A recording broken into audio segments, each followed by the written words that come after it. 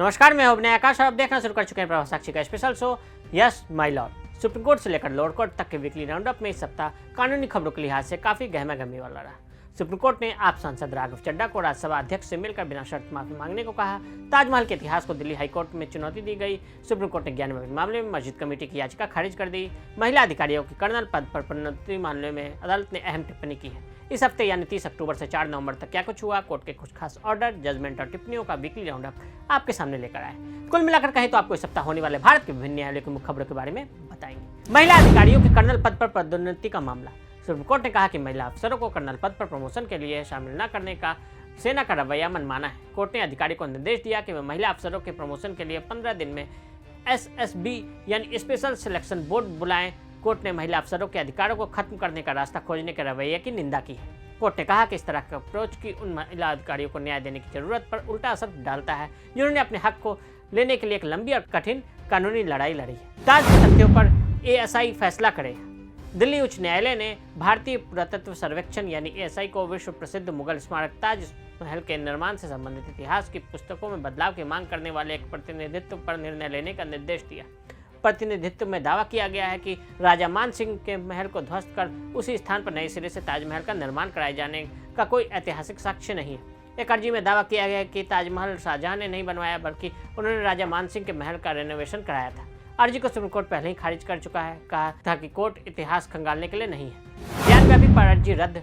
Supreme court ने कहा दखल नहीं देंगे। सुप्रीम कोर्ट ने वाराणसी में अंजुमन इंतजामिया मस्जिद कमेटी की उस याचिका को खारिज कर दिया जिसमें मस्जिद विवाद से संबंधित ज्ञानव्यापी मामले को एकल न्यायाधीश पीठ ने वापस लेने के लिए बाद उच्च न्यायालय के मुख्य न्यायाधीश प्रीतिंकर दिवाकर के आदेश को चुनौती दी थी। समिति ज्ञानव्यापी परिसर में मस्जिद का प्रबंधन करती है। सुप्रीम कोर्ट ने ज्ञानव्यापी मामले में मस्जिद समिति की अर्जी खारिज की। इलाहाबाद हाईकोर्ट के चीफ जस्टिस ने सिंगल बेंच से मामला दूसरी पीठ को दिया था। सुप्रीम कोर्ट ने कहा कि आदेश में दखल नहीं देंगे, मुख्य न्यायाधीश के पास आधार है, हम इसे वहीं छोड़ देंगे। सुप्रीम कोर्ट ने राघव चड्ढा को क्या सुझाव दिया। सुप्रीम कोर्ट ने निलंबित आप सांसद राघव चड्ढा को राज्यसभा सभापति से मिलने और कथित आचरण के लिए माफी मांगने को कहा है। सुप्रीम कोर्ट ने आप नेता राघव चड्ढा को सदन से अपने निलंबन के मद्देनजर राज्यसभा अध्यक्ष से मिलने और बिना शर्त माफी मांगने का सुझाव दिया। यह आरोप लगाया गया कि पंजाब से राज्यसभा सांसद ने दिल्ली सेवा विधेयक को चयन समिति को सौंपने के लिए एक प्रस्ताव पेश किया था। सुप्रीम कोर्ट ने चड्ढा के वकील के बयान भी दर्ज किए। सांसद का उस सदन की गरिमा को प्रभावित करने का कोई इरादा नहीं है जिसके सदस्य हैं। एक सदस्य राज्यसभा सभापति से मिलने का समय मांगेंगे ताकि बिना शर्त माफी मांगी जा सके। वकीलों किस बात पर नाराज हुए CGI। भारत के प्रधान न्यायाधीश DY चंद्रचूड़ ने वकीलों के नए मामले में स्थगन का अनुरोध नहीं करने की अपील करते हुए कहा कि वह नहीं चाहते कि उच्चतम न्यायालय तारीख पे तारीख वाली अदालत बन जाए।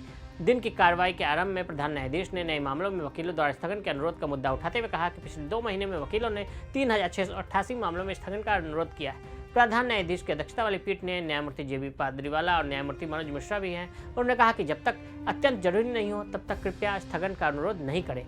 मैं नहीं चाहता कि यह अदालत तारीख पे तारीख वाली अदालत बन जाए। तो आज के लिए इतना ही। कानूनी दुनिया से जुड़ी खबरों के लिए देखते रहें प्रभात साक्षी। अगर आप भी लेना चाहते हैं देश दुनिया की तमाम जानकारी तो आज ही सब्सक्राइब करें हमारे चैनल को। साथ ही नीचे दिए बेल आइकन को जरूर दबाएं ताकि हर अपडेट आप तक पहुंच सके।